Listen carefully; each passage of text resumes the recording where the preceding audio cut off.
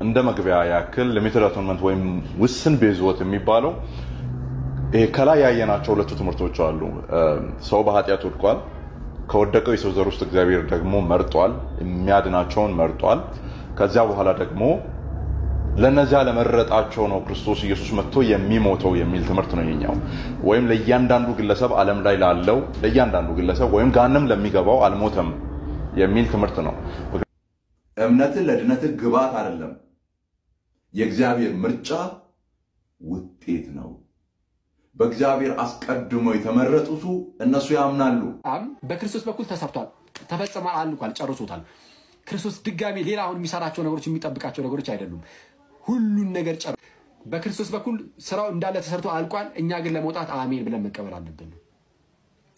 አሜን ብለን ካልተቀበልን ጸጋው አያድነንም። ይህ የተገለጠው ጸጋ አው ሰዎችን ሁሉ የሚያድን ነው። ሰዎችን ሁሉ የሚያድን የእግዚአብሔር ጸጋ ተገልጧልና አይደል የሚለው። ይህ ጸጋ ግን የሚያድነን በምንድነው?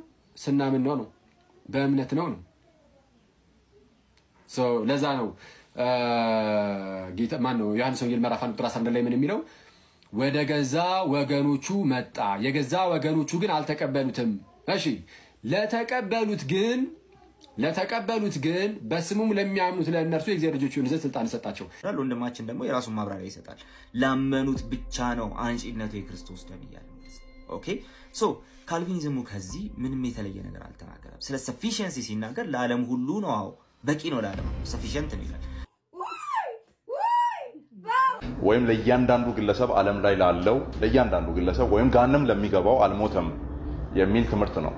ታዲያ ስለ ኤፊካሲ ወይ ስለ ጥቅሙ ሲናገር ግን እግዚአብሔር አስቀድሞ ያወቃቸው እነዛን ነው የሚጠቅማቸው እንጂ ዓለምን ሁሉ አይደለም ይላል። ልክ እንዳንተው ወንድማችን አንተ የምትለው እሱ ዓለምን ሁሉ የሚያድን አይደለም፣ ያመኑበትን ብቻ የሚያነሳ። ስለዚህ የክርስቶስን ሞት በማግኘት ነው የምንሞተው። የክርስቶስን ሞት የምናገኘው ለዓለም ሁሉ ቢሞትም እኛ ግን ሞቱን የምናገኘው ስንጠመቅ ነው። ቀላል ናቀለቅ። ስለዚህ የዓለም ቤዛነት ጉዳይ ከዚህ ጋር ከተገናኘ አንተ ራስህ ተሳስተሃል። ዓለም ሁሉ አይድንም ትላለህ ማለት ነው። Stop it. Get some help. የዓለም ሁሉ ቤዛ አይደለም ትላለህ ማለት ነው።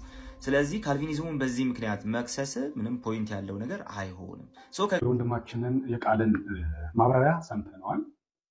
ይቅርታ አድርግልኝና ወንድሜ ለዚህ ለአክሊል ቪዲዮ ምላሽ መስጠት ቪዲዮ መስራት አልነበረብህም። እኔ እንደግሌ መስራት አለበት ብዬ አላምንም። ምክንያቱም እውነቱን እውነት ውሸቱንም ውሸት እያለን መሄድ ስላለብን ይሄ በቡድንተኝነት መንፈስ የምናደርገው የትኛውም ነገር ተቀባይነት የለውም፣ እግዚአብሔርንም አያስደስትምና ይህንን አቋም የያዙ ሰዎች ይህን የካልቪንን አስተምሮ የሚያስተምሩ ሰዎች በወንጌላውያን አማኞች ውስጥ ስላሉ ግዴታ ለነሱ ጠበቃ ሆነ ለነሱ ምላሽ መስጠት የለብንም።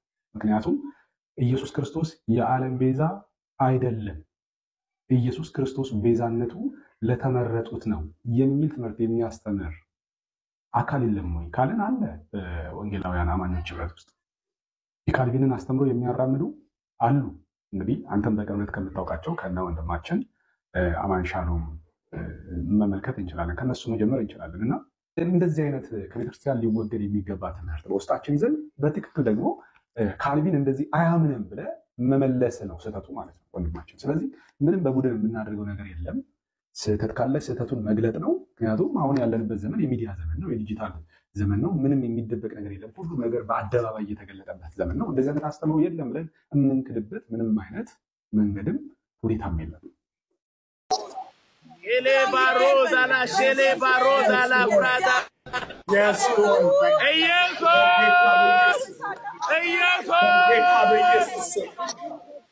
ትውልድህን ታደግ ጌታ ሆይ፣ ትውልድህን ታደግ ጌታ ሆይ፣ ትውልድህን ታደግ ጌታ ሆይ።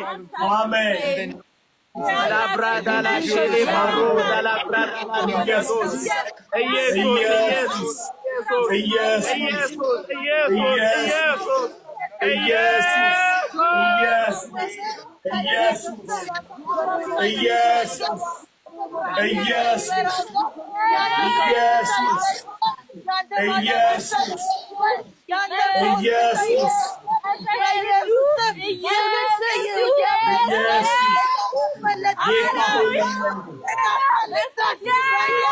ጌታ ሆይ በኢየሱስ እንለምንሃለን። ወንጌላውያን እንዲያምናሉ ወይ? አንድ አይነት ነገር ያምናሉ ወይ?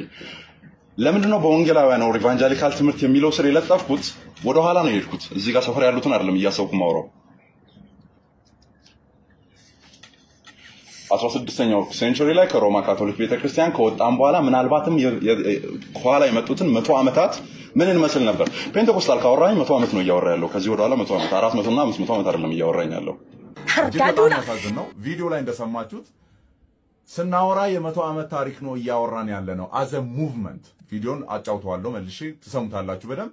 አዘ ሙቭመንት የ100 ዓመት ታሪክ ነው የምናወራው፣ የ4 እና 500 ዓመት ታሪክ አይደለም። ስለዚህ ከምን አንፃር ነው እያነጻጸርኩ ያለሁት? ከሪፎርሜሽን ወይም ከፕሮቴስታንት ታድሶ ከካቶሊክ ቤተክርስቲያን የወጣንበትን ጊዜ ነው አዘ ሪፈረንስ የወሰድኩት ማለት ነው። ስለዚህ የ100 ዓመት ታሪክ ዲፋይን ሊያደርገው አይችልም። ወደኋላ ያለውን የፕሮቴስታንት ሙቭመንት ዲፋይን ሊያደርገው አይችልም። ምክንያቱም እንደዛ አይነት ነገር አይተን ስለማናቅ ሙቭመንቱን ያስጀምሩ ሰዎችም እንደዛ አያምኑም ነበር። ኦኬ ቪዲዮን እንቀጥል። ካሪዝማቲክ አወራኝ ምናልባት 96 ዓመት ነው 100 ዓመት ነው እያወራኝ ያለው። ስለዚህ ትዝ አይሉኝም እነሱ ነው ወንጌላውያን እያልኩ ሳወራ ትዝ አይሉኝም። ምናልባት ትዝ አይሉኝም ወንጌላውያን እያልኩ ሳወራ። ለምን? ወንጌላዊነትና ኢቫንጀሊካሊዝም የ100 ዓመት ታሪክ ስላልሆነ ወይም በፔንቴኮስታል ሙቭመንት ውስጥ ገብቶ ሊጠራ የሚገባ አይደለም። ምክንያቱም ከፔንቴኮስታል ወደ ኋላ ስለሆነ የ400 የ500 ዓመት ታሪክ ስላለው።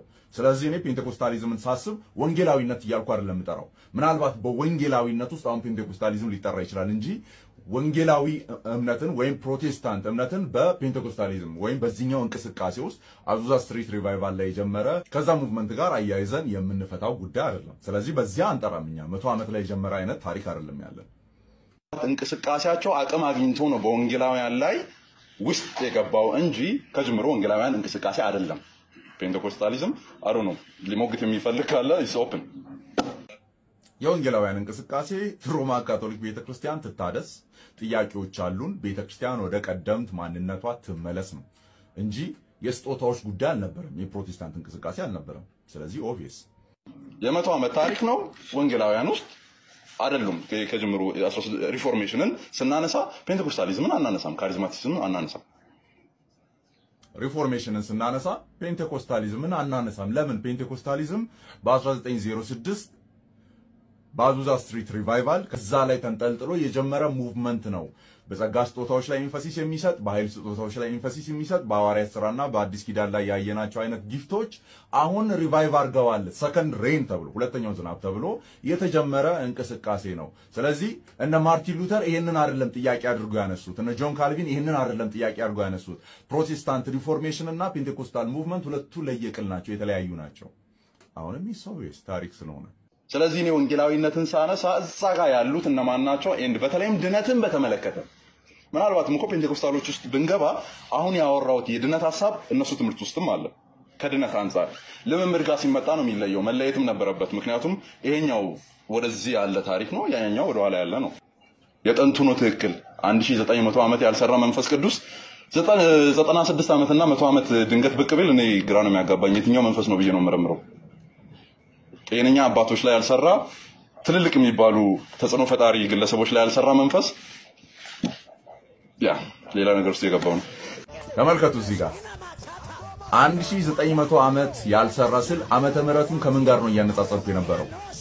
ከሪፎርሜሽን ታይም 100 ዓመት ውስጥ የመጣ ስል ምንድነው እያልኩ ያለሁት? ከፔንቴኮስታል ሙቭመንት ጋር። ታዲያ በቤተ ክርስቲያን ታሪክ ውስጥ አሁን ፔንቴኮስታሎች የሚሰጡት አይነት ኢንፈሲስ ኮንሲስተንሲ ኖሮ ወይም ወጥነት ኖሮ ለምን አናይም? 1900 ዓመት ያልሰራ አሁን በዚህ ሙቭመንት ውስጥ መጥቷል የሚለውን መንፈሱን እኔ ከየት መጣ ብዬ አጣራለሁ ነው።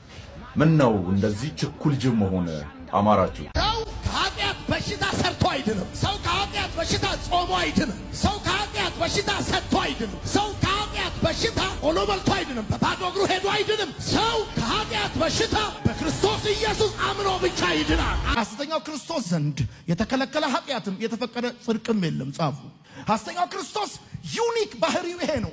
የሚከለክለው ኃጢአትም የሚፈቅደው ጽድቅም የለም። ሐሰተኛው ክርስቶስ ዜሮ ስታንዳርድ ነው። ለዚህ ነው ወዳጆቼ፣ ለምሳሌ ሰው ስታንዳርድለስ ሲሆን በትክክል በሰይጣን ታርጌት ውስጥ እንደሆነ ማወቅ አለባችሁ። እና ሐሰተኛው ክርስቶስ ዩኒክ ኔቸሩ ዩኒክ ባህሪው ምንድነው ስትሉ የሚከለክለው ኃጢአትም የለም የሚፈቅደው ጽድቅም የለም። ስታንዳርድለስ የሆነ ህይወት ነው ሰዎች እንዲኖሩ የሚፈልገው። ባቢሎን የሚለው ቃል የሚያመለክተው ከተማን ሳይሆን የሐሰተኛው ክርስቶስን አሰራሮች ነው። ግልጽ አይደለም እንዴ? የክርስቶስ ወታደር ግልጽ ነው። በኦርቶዶክስ ቴዎሎጂ የድህነት የዘላለም ህይወት ጉዳይ መነሻው ሰባዊ አመለካከት ነው። ማንን ነው የምታታልለው? ማንን ነው የምታታልለው? አንቺ ማንን ነው የምታታልለው? ጀነራሊ ግን ልዩ ወንጌል ሰባኪያን ምን አይነት ጠባይ ያላቸው መሰላችሁ? አግናጢዮስ ምን ይላል? ኢግናቲዮስ ኦፍ አንቲዮክ ወደ ትራዲያንስ በላከው መልእክቱ 5ኛው ምዕራፍ ላይ እንደዚህ ይላል። ጣፋጭ ወይን ውስጥ የሚገድልን መርዝ ጨምረው ቀላቅለው የሚሰጡ ሰዎች አሉ። ይህንን ያልተረዳ ሰው ደግሞ ጣፋጭ ወይን አገኘው ብሎ ይቀበልና ይጠቀመዋል። ውስጡ ባለው መርዝ ግን ይሞታል። ለጊዜያዊ ደስታ ያገኝና ውስጡ ባለው መርዝ ግን ይሞታል ይልና ልክ እንደዚህ ሁሉ ይላል መናፍቃንም ይላል ልዩ ወንጌል ሰባኪያን ማለት ነው የጌታችንን የኢየሱስን ስም ከመርዛቸው ጋር ቀላቅለው ይዘው ያልተገባ ነገር ይናገራሉ ይላል። መርዛቸው የሚለው ኑፋቂያቸውን ነው። መዳናችን ብንፈጽምም በጸጋው ነው። ጸጋው ነው አጋዣችን። ስራ ለድነት ያስፈልጋል ሲባል ከዚህ አንፃር ድነትን ከመፈጸም አንፃር መልካም ህይወት ያስፈልጋል። በመንፈስ መመላለስ ያስፈልጋል። በብርሃኑ መመላለስ ያስፈልጋል። በአዲስ ህይወት መመላለስ ያስፈልጋል። በአዲስ ህይወት ባንመላለስ ግን ድነታችንን እናጣለን እና ስራ ለድነት ያስፈልጋል ሲባል ከዚህ አንፃር ድናችኋል ተብለን ስንጠይቅ ክርስቲያኖች የስ ድነናል መዳናችንን እንፈጽማለን ኦኬ ደግሞ እንድናለን። ሶስቱንም ከጳውሎስ ጋር ሆነን የምንለው የምርም ቅዱስ ሚካኤልን ባይዜ የምርም ሪል ፕሬዘንስ እዛ ጋር አለ እና ወይኔ ቅዳሴ ላይ እኔ ባይዜ ቅዱስ ዮሐንስ አፈወርቅ ባይዜ በግልጽ ነው የሚናገረው። ግን ምንድነው አሁን ፕሮቴስታንቲዝም ድንገት ብቅ በለ በቃ የራስን ትናገራለህ እንጂ ከጥንትም እና አሁን ኤክሌሲዮሎጂ ላይ ንግባ ዲቤት ምንድነው?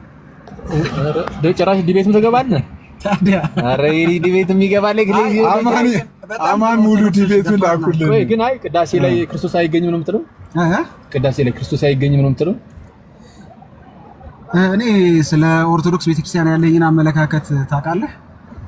ኧረ እኔ የኢትዮጵያ ኦርቶዶክስ ተዋሕዶ ቤተክርስቲያን የክርስቶስ ቤተክርስቲያን ናት ብዬ አምናለሁ።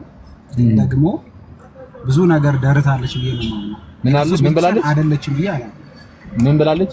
ብዙ ነገር ደርታለች። ክርስቶስ ላይ ብዙ ነገር ደርታለች። ግን የክርስቶስ ቤተክርስቲያን ናት። ምንድነው ደርታለች? መደረት ማለት ድሪቶ ማለት ነው። ድሪቶ አንተ እንከፍ የሰው ትምህርቶች ራስ ድሪቶ አገናጋ ያስፈልጋል። በስጋ ልገለጥበት ባካር ያው ጋይስ እንደዚህ አስችለኝ ባካር ልገለጥበት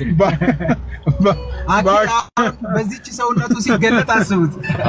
ኧረ በቅዱስ ሚካኤል በጣም መስልድ ነኝ ራስን ነው። ሰላም ቤተሰቦች እንደምን ከረማችሁልኝ እንደምን ቆያችሁልኝ? ታላቅ መንፈሳዊ ጉባኤ ልጋብዛችሁ ነው። ግን ይሄንን ቪዲዮ ሼር፣ ኮፒ ሊንክ፣ ሪፖስት ዲዩት አድርጉልኝ። በቦሌ መድኃኔዓለም የፊታችን ረቡዕ ሚያዝያ 22 ቀን ከ10 ሰዓት ጀምሮ ጉባኤ ቤዛዊተ ኩሉ ለዓለም በሚል ርዕስ የተዘጋጀ ጉባኤ ነው። የፊታችን ረቡዕ ሚያዝያ 22 ቀን ማንም ኦርቶዶክሳዊ እንዳይቀር በቦሌ መድኃኔዓለም እንገናኛለን። ስለ እመቤታችን ቤዛዊት ዓለምነት እንማማራለን፣ እንዘምራለን። ይሄንን ቪዲዮ ለሁሉም ሼር አድርጉልኝ። በዛ ጉባኤ እንዳትቀሩ፣ ከቀራችሁ ትቆጫላችሁ። ነይ እምዬ ማርያም ቤዛ ነሻሉ ለዓለም። የዝማሬ የቃለ እግዚአብሔር ጊዜ ይኖረናል። የፊታችን ረቡዕ ሚያዝያ 22 ቀን በ10 ሰዓት የሁላችንም ኦርቶዶክሳውያን ባለማተቦች የቀጠሮ ቦታ ቦሌ መድኃኔዓለም ይሁን። ኑ አብረን እንዘምር፣ ቃለ እግዚአብሔር እንማማር።